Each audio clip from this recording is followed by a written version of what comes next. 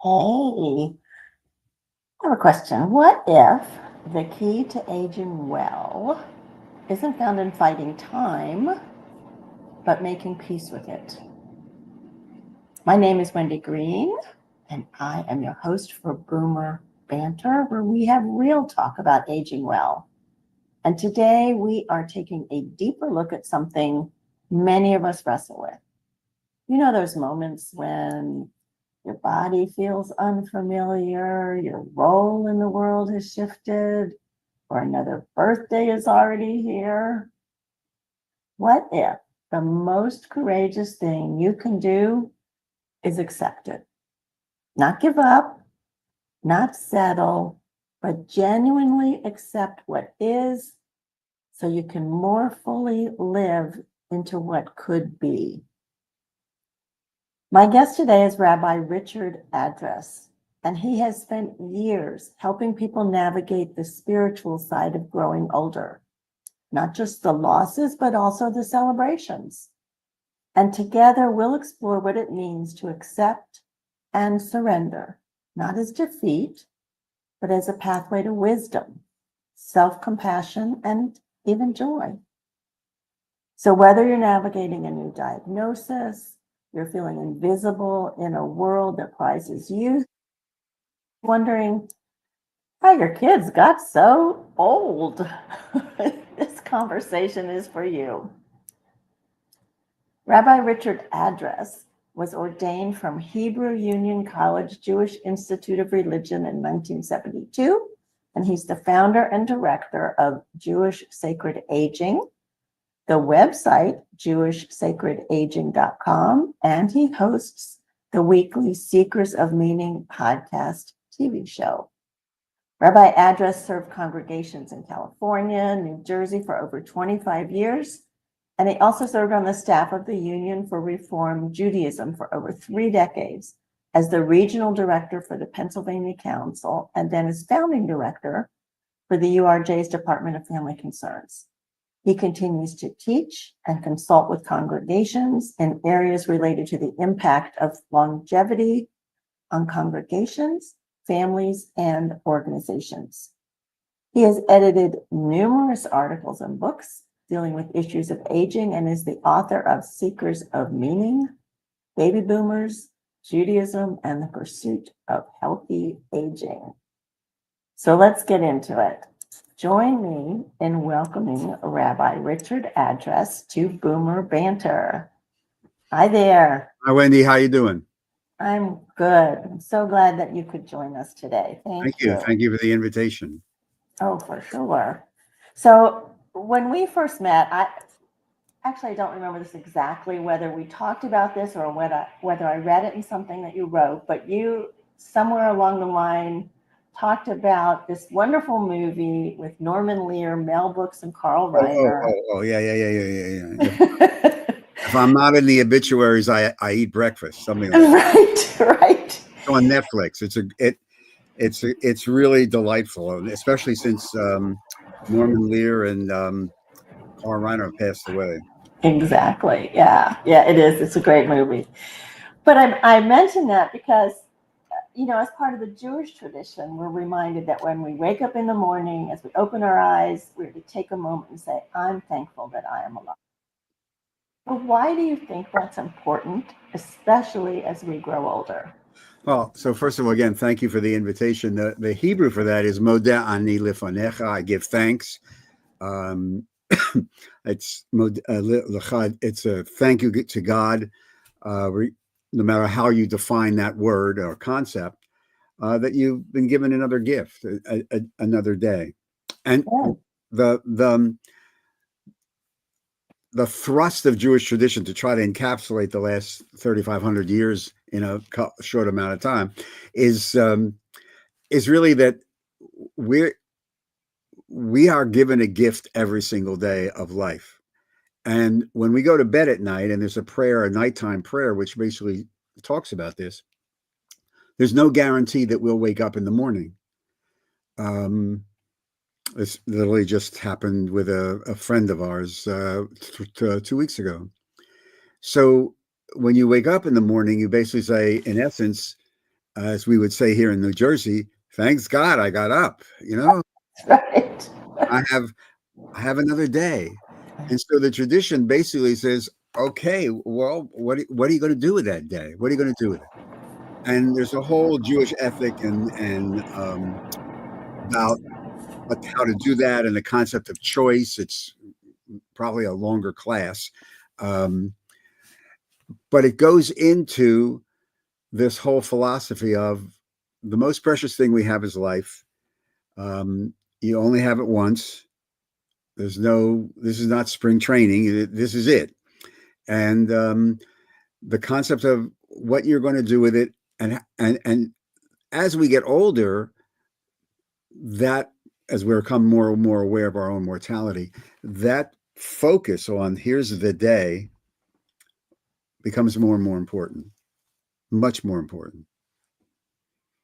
So many people, though, as they age, find that gift of life not so much a gift because they're tired, they're achy, they feel like they have no purpose anymore. So how do you frame that? How do you go deeper on we're talking acceptance. How do you go deeper on accepting the gift? So, what today's Monday. So last week, and I forget the day, I was sitting with two friends of mine, married, oh gosh, maybe close to 50 years.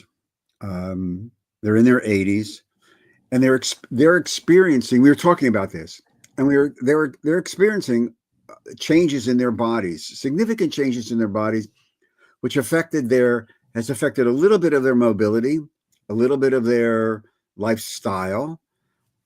And they were very, very open of saying, we're now realizing that we can't do what we used to do. We're in our 80s.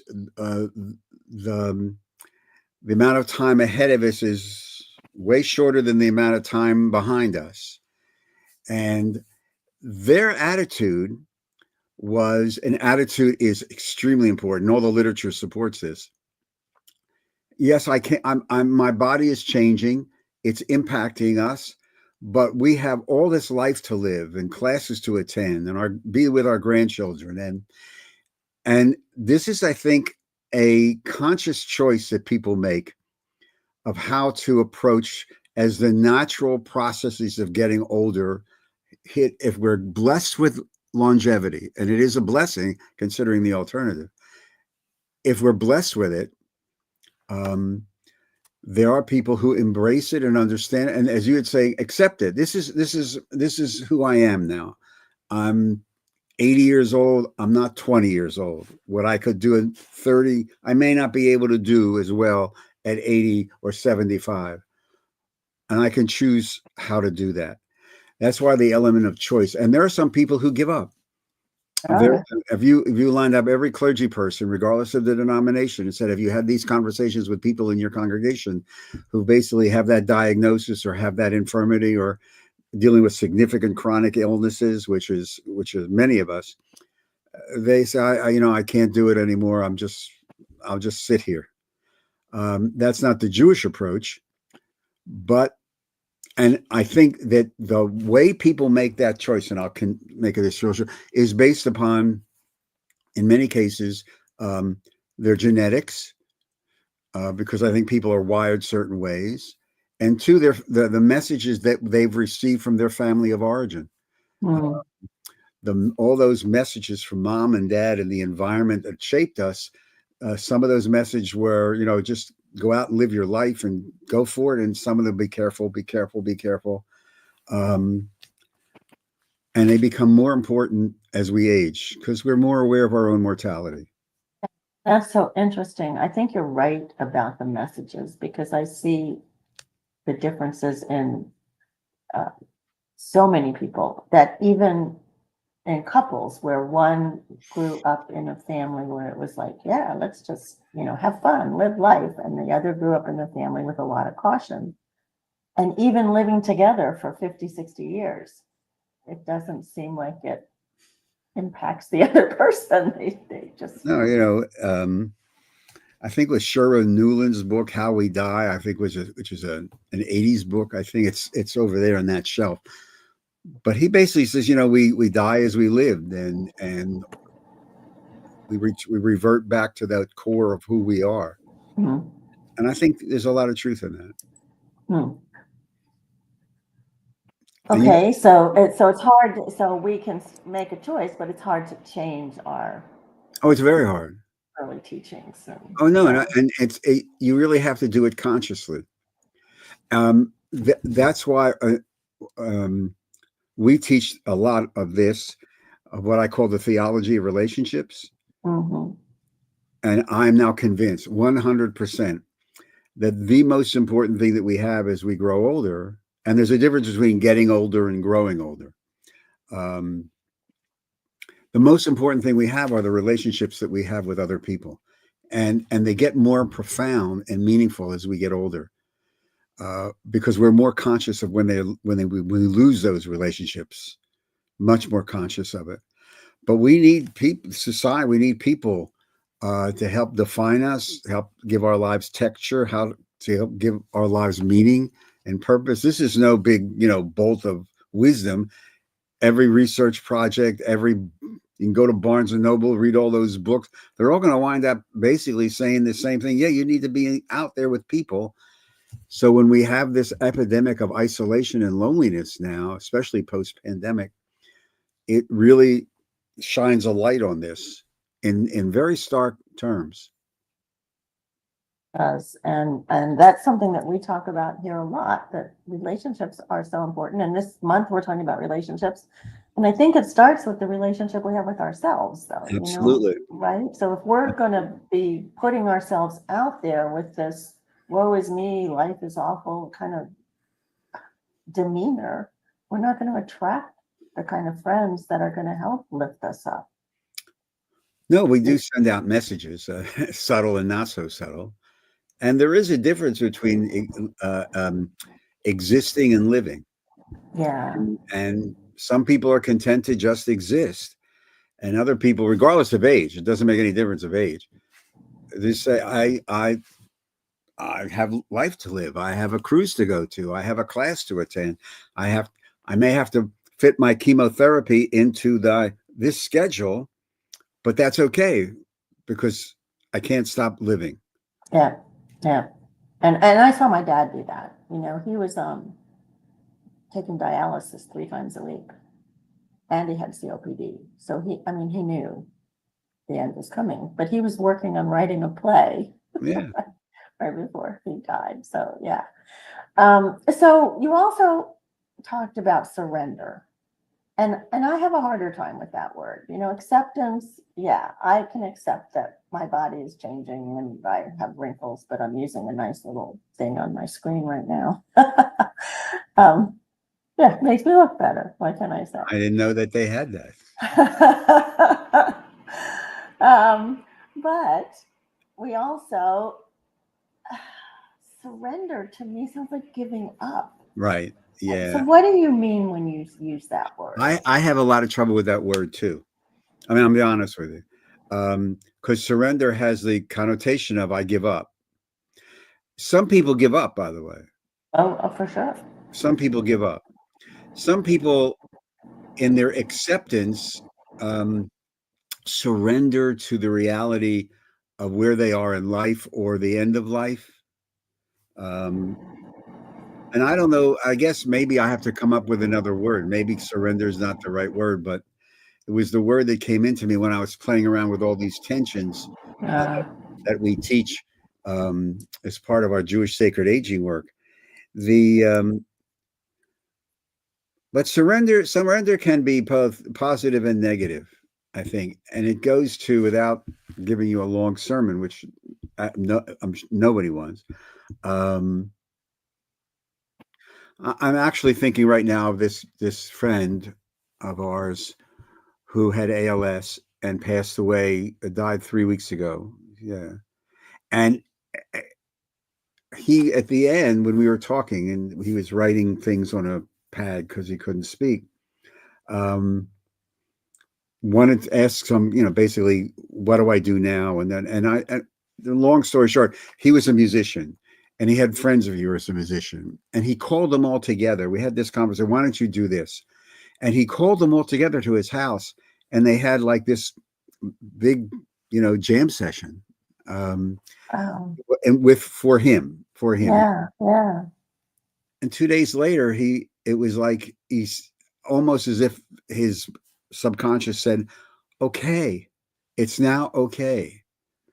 Now, did he surrender? I don't know. I know there are people. Again, every clergy person, every nurse, every doctor has walked this walk, who will, at the end of their life, stay alive so that their children can come in and say goodbye. Or I remember the first time I ever ran across this when I was a kid rabbi, when I started out in Los Angeles.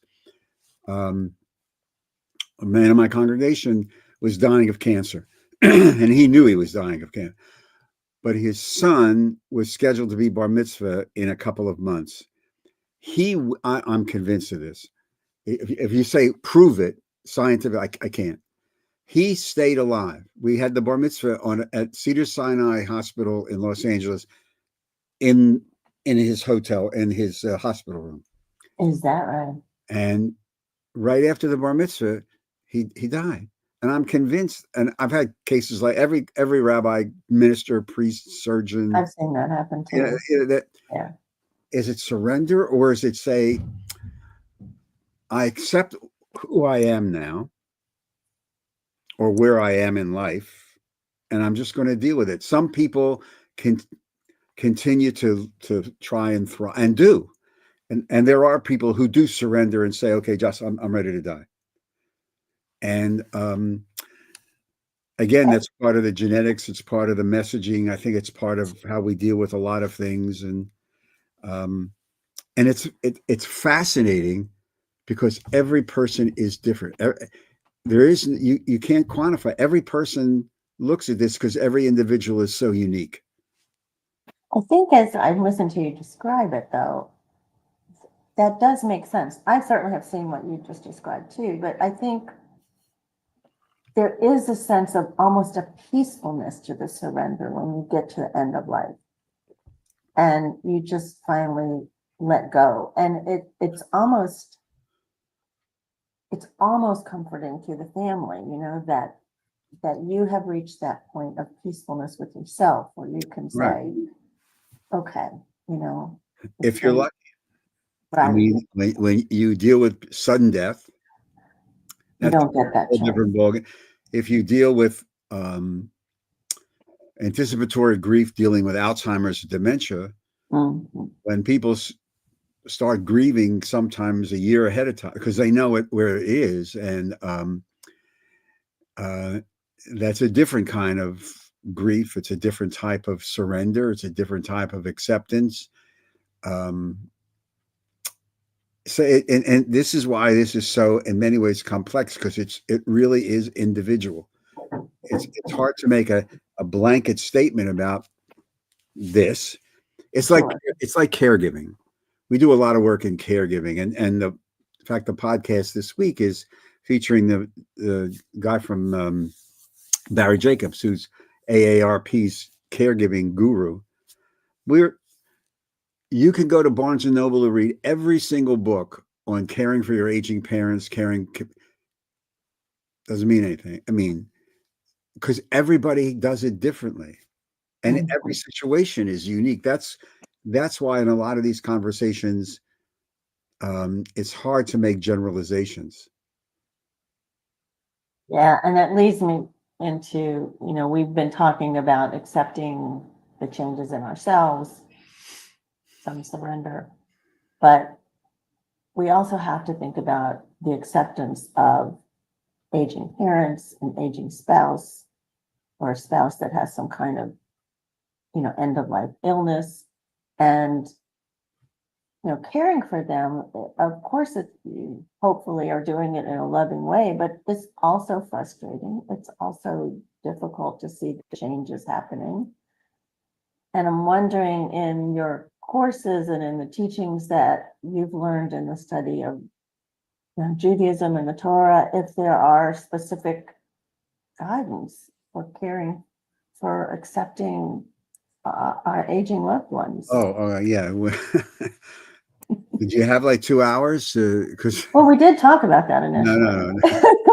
The reality is the beauty of the Jewish tradition is it really handles this. It comes from the fifth commandment, which is honor your father and mother, or respect your mother and father, which is repeated 3 times in the Torah, in Exodus, Leviticus, and Deuteronomy. And then in the Talmud, which is basically 5th, 6th century of the Common Era, there's a whole discussion in the Talmudic section called Kiddushin on what does it mean to honor and what does it mean to respect, and their guidance. That usually talks about even how who pays for things, but we pay for time. There are explanatory stories like we call midrash that even talk about the rewards and punishment of caring and what you're supposed to do. There are questions raised in the tradition about you're commanded to honor and you're commanded to respect. You're not commanded to love.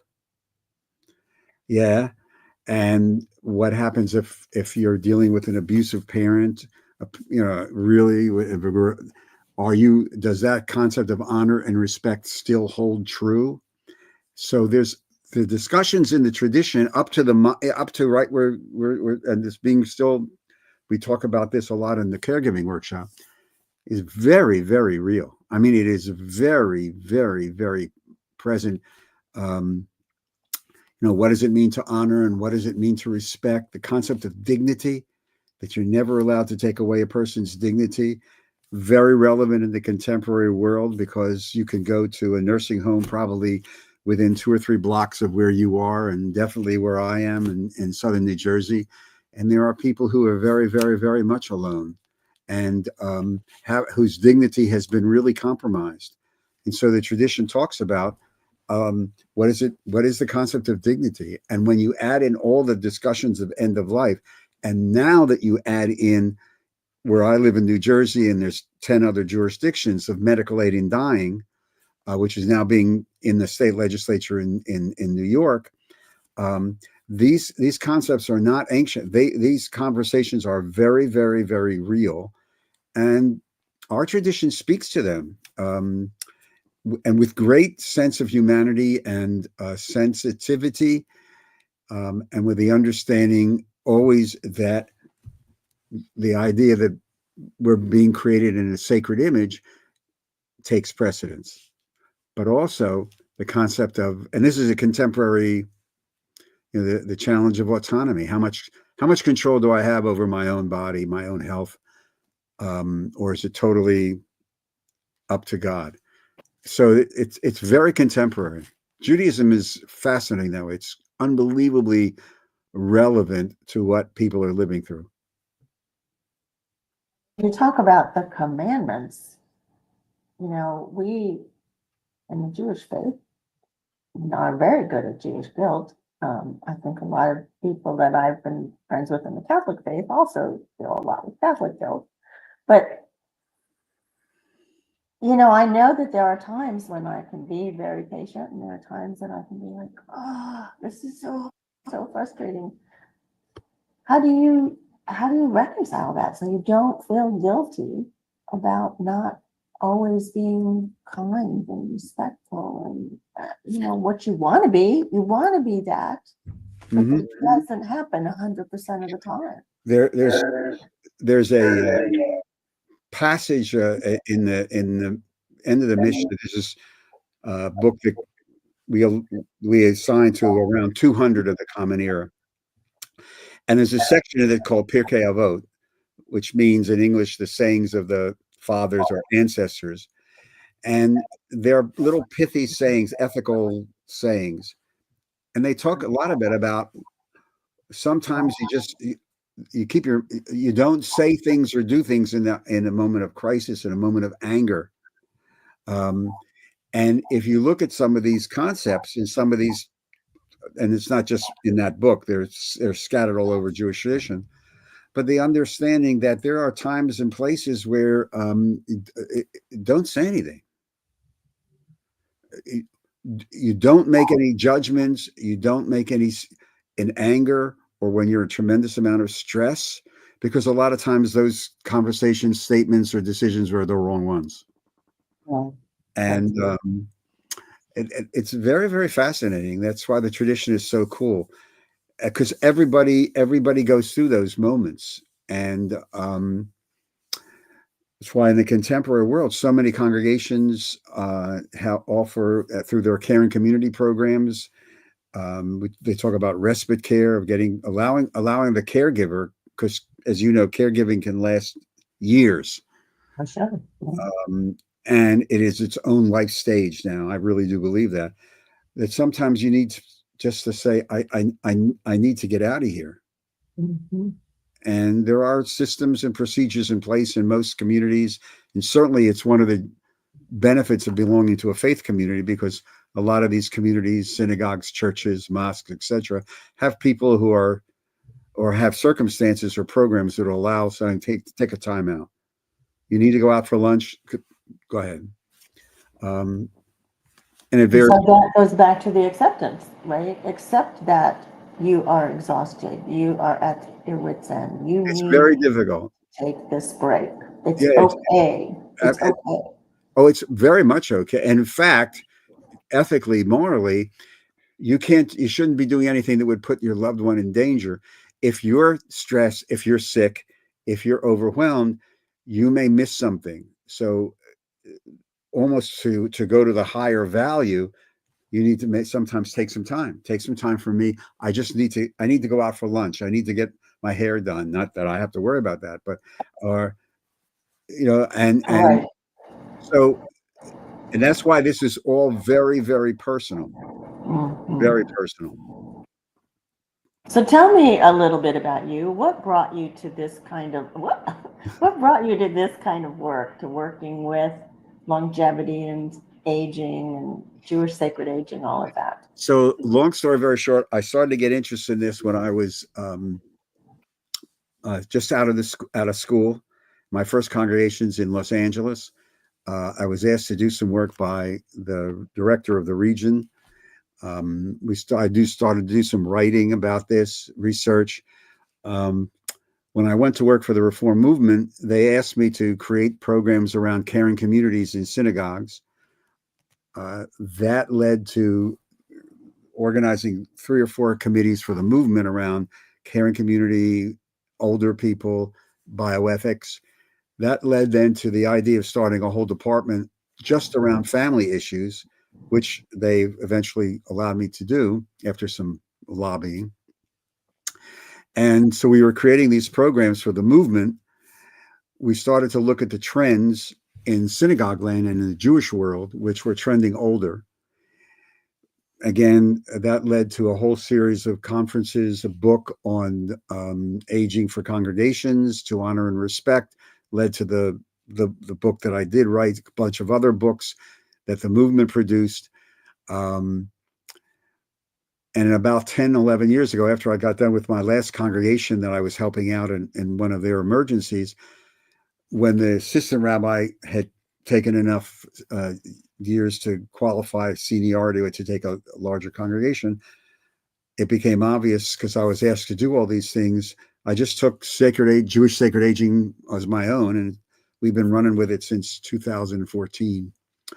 And the demographic surveys that we started to crunch in the early part of this century have all come through. According to the Pew report of 2020, which was the last huge survey of the entire American Jewish community, 50%, over 50%, a little over 50% of our entire community in the United States of America are people over the age of 50.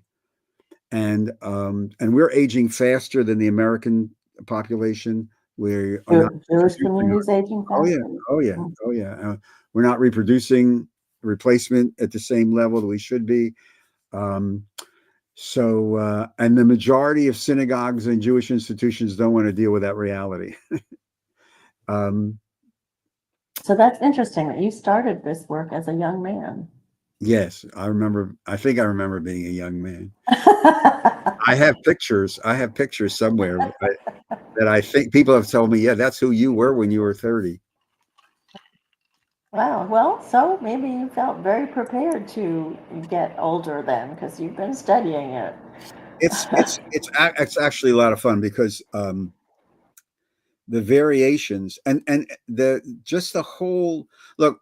The baby boomers have restructured American Judaism. They've restructured what it means to grow older, uh, regardless of the age. You know, you have people who are 89, 90. They're not sitting at Shady Acres waiting to die. They're playing golf probably near you right now, and Yeah, or they're on their way to a cruise, or they're at some, at some university in their Oshi or their adult learning centers. that's right. It's the whole thing has been restructured in basically in the last half century. So, what do you think is the spiritual or the emotional cost of resisting aging? Well, first of all, you can't resist it because we're all going to die. I mean, Right, right. unless you know something that no one else knows. I don't know that. Um, you know, You know what I mean by that, right? Like we're always trying to look younger, or we're look, I we're think we the because last. a lot of people lie about their age, Oh no, no, look, they. I'm very. It's very interesting. There's a whole new trend now of people actually accepting, their age, going gray, stopping coloring their hair and Absolutely. everything. That happened during COVID. Yeah.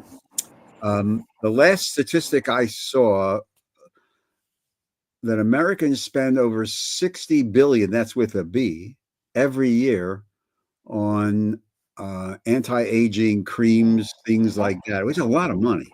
it's a lot of money. And and it doesn't work. So I mean, you're going to die. So I mean, that's the word. So the spiritual, and we do a lot. Obviously, I'm not a doctor or a medical doctor. I have a doctor, but it's not in in medicine. Um, the spiritual component of this is the ballpark that we play in all the time. And as I as the foundation of a lot of the classes we teach, Wendy, is this is the spiritual question. I think for my generation, and certainly for me. And that question is very simply, and it evolves out of a whole series of understanding text, which we don't have the time to go into. What do we do with the time we have left, knowing that we cannot control the time we have left? That's That's a the, circle. that's the Mm, spiritual question. That's the, yeah, and it involves choice. It involves all the tensions, the acceptance, surrender, the idea of living versus existing, and the idea, the one that that is concerning to a lot of people, me included, is this tension of holding on and letting go. Um, and because the one thing that we can control just about everything else in our life. Um, the one thing that none of us can control, and this is why it's the spiritual question, is time. Everybody who's listening to this, watching this, everyone knows somebody who thought they had more time. So knowing that you can't control that, which is a whole other randomness thing, which we don't have time to go into. say that again. What do I do with the time I have You have left? left, knowing that you cannot control the time you have left. And I believe that is so. That's why people, this tension of holding on and letting, that's why so many of our generation have reached a point in our lives where we come to understand, I don't need more stuff. I got enough stuff. Hmm. But what I don't have, or what I want more of, maybe for the first time in my life, are those things that really give my life texture, meaning, definition, purpose, and joy, which is a whole other, again, thing we talk about a lot, the difference between joy and happiness. Yeah, for sure. Yeah, I talk about that too. Yeah. So, Yeah. and And I almost, I can see where that's a spiritual question, but I almost think, what do I do with the time I have left? If you don't add the end of it, no, I can't control the time I have left.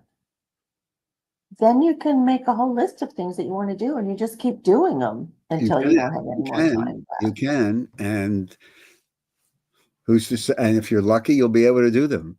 Or if you get that bad diagnosis, or if there's a random act of something and an accident happens, or you fall on the throw rug in the bathroom, and all of a sudden you break your hip, and that list gets put over there. It does, but does that, if you are thinking about the end of that question, I can't control it, does that stop you from doing the things that would bring you joy or bring you purpose? I hope not. I hope not. And here's the other wild card in this thing.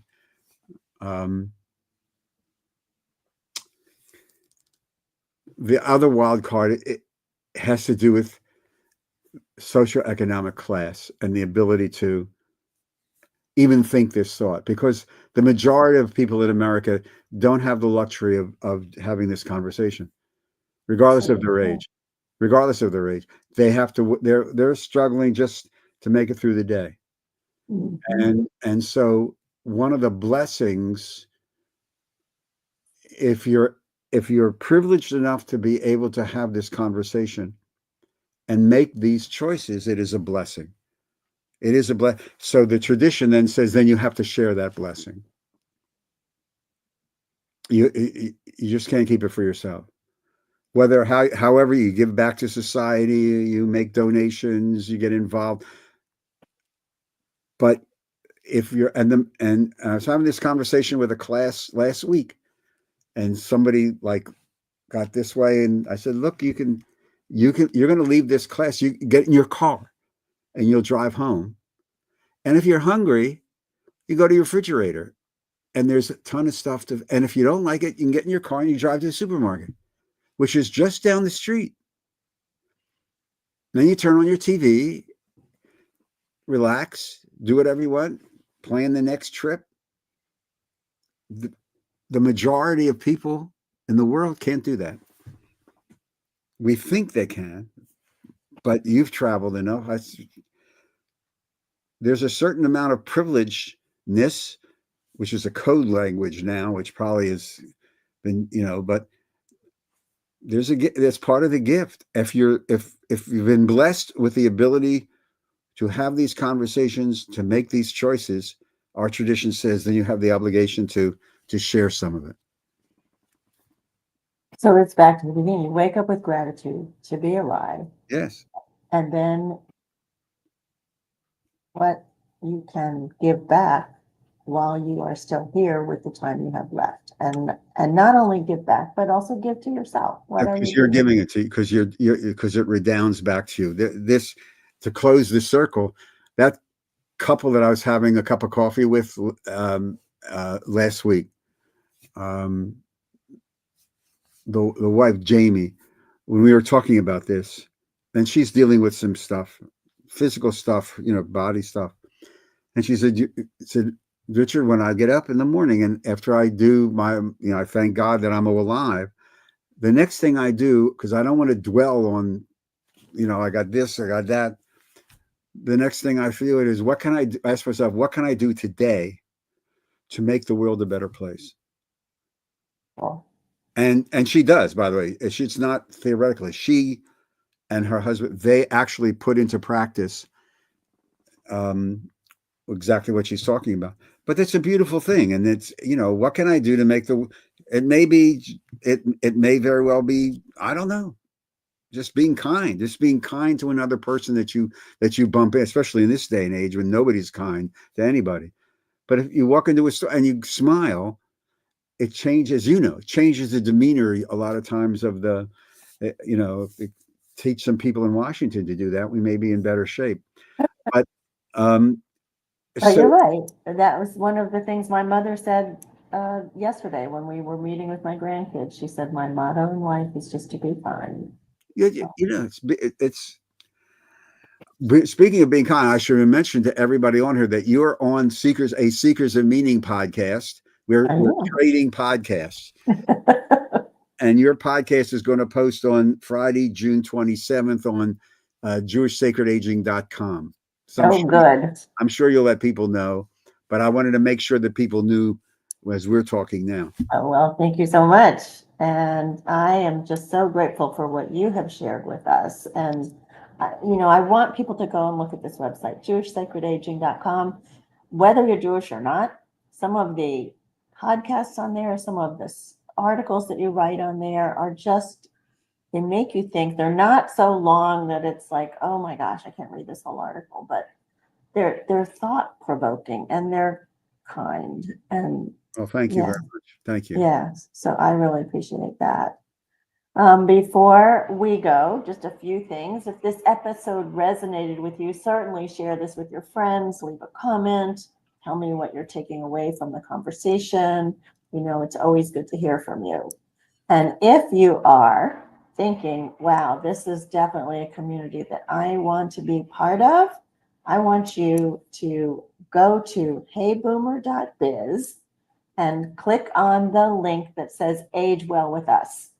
And then I will send you a weekly email with fresh insights, inspiring episodes, and sometimes a couple of new surprises. I'll get creative. So it could be your favorite email of the week. So that's heyboomer.biz and click on Age Well with Us. I also wanted to recommend a podcast that a friend of mine does. It's called Older Women and Friends. And the host, Jane Leader, award-winning author, and she talks to women about the joys and challenges of being an older woman. And her goal is to set the record straight, dispel the myths, and explore the many contributions older women make. So it's a great show. I highly recommend it. You can find it anywhere you listen to your podcasts. And as a special bonus, Jane is going to be my guest, co-host, whatever, next week. I'm doing the second part series of friendship. We talked about what we learned as early friends, and now we're going to talk about the loneliness and how difficult it is to make friends as we age and losing friends as we age, and all of that. As Richard was saying, we need those relationships. It should be really interesting. Jane's turning 80 in July. I'm turning 72 in August. So we'll have two different perspectives of how that works and why making friends feels harder and how to build some of those connections. So I hope you will join us there. Rabbi Address, thank you so much. Thank you, Wendy. Thank you for the invitation. Stay safe and stay healthy and be kind. See you all next week. Bye-bye. Thank you.